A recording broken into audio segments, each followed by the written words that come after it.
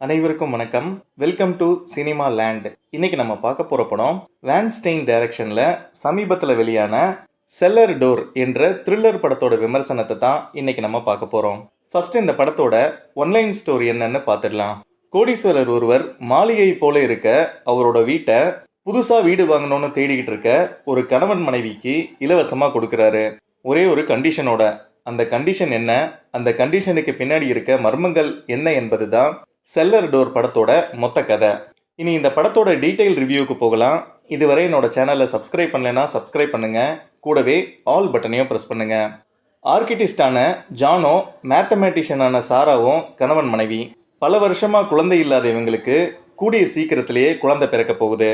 பிறக்க போற குழந்தைக்காக ஒவ்வொரு விஷயமா பார்த்து அவங்க வீட்டை தயாராக்கிக்கிட்டு இருக்கும்போது எதிர்பாராத விதமா சாராவுக்கு அபார்ஷன் ஆகிடுது.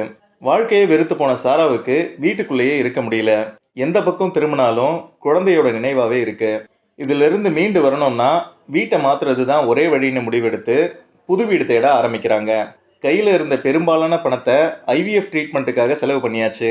மீதமுள்ள பட்ஜெட்ல சிட்டியை விட்டு தொலைவில் உள்ள ப்ராப்பர்ட்டிஸாக பார்த்துக்கிட்டு வரும்போது எமட் என்ற பெரிய ரியல் எஸ்டேட் அதிபரை சந்திக்கிறாங்க.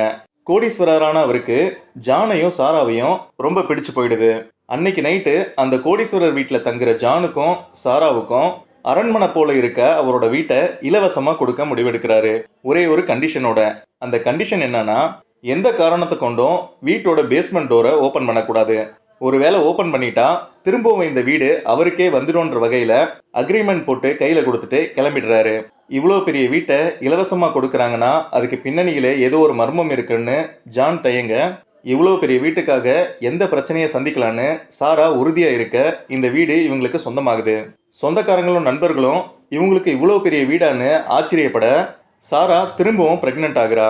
எல்லாம் நல்லா போயிட்டு இருக்கும்போது ஜான் கூட வேலை பார்க்குற ஒரு பொண்ணு ஜான் மேல பாலியல் புகார் கொடுக்குறா. இதன் காரணமா ஜான் கொஞ்ச நாள் வீட்டில் இருக்க வேண்டிய சிச்சுவேஷன் ஏற்படுது. வீட்டில் இருக்க ஜான் சும்மா இல்லாம பேஸ்மெண்ட்குள்ள என்ன இருக்குன்னு தெரிஞ்சுக்க வீட்டுக்குள்ள இருந்து பேஸ்மெண்ட்டுக்கு போற டோர்ல ஒரு ஓட்டையை போட அதுக்கப்புறம் என்ன நடந்துச்சு என்பதுதான் செல்லர் டோர் படத்தோட மீதி கதை. இனி இந்த படத்துல எனக்கு பிடிச்ச விஷயம், பிடிச்ச சீன்ஸ் எல்லாம் என்னென்னு சொல்றேன். அந்த கதவுக்கு பின்னாடி என்ன இருக்குன்னு ஆர்வத்தை தூண்டுற வகையில ஆரம்பிச்ச படம் ஒரு கட்டத்துல நார்மலான த்ரில்லர் படமாகிடுது. சாரா கேரக்டர்ல நடிச்ச ஜோர்தானா புரூஸ்டரோட பெர்ஃபார்மன்ஸ் நல்லா இருந்தது.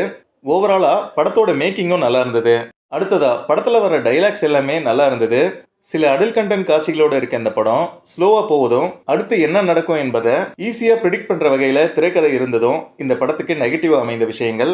பொதுவா லயன்ஸ்கேட் பேனர்ல வெளிவர படங்கள் எல்லாம் தரமானதா இருக்கும். ஆனா சமீபத்தில் வெளியாகிற லயன் கேட்ஸ் படங்கள் எல்லாம் சுமாரான படங்களை போலத்தான் எனக்கு தெரியுது. இந்த படமும் அந்த லிஸ்ட்ல தான் சேருது. டைம் இருந்தா பார்த்து என்ஜாய் பண்ணுங்க. மீண்டும் ஒரு நல்ல படத்தோட உங்களை நான் சந்திக்கிறேன். இந்த வீடியோ உங்களுக்கு பிடிச்சிருந்தா லைக் பண்ணுங்க. மறக்காம என்னுடைய சேனலை சப்ஸ்கிரைப் பண்ணுங்க. நன்றி, வணக்கம்.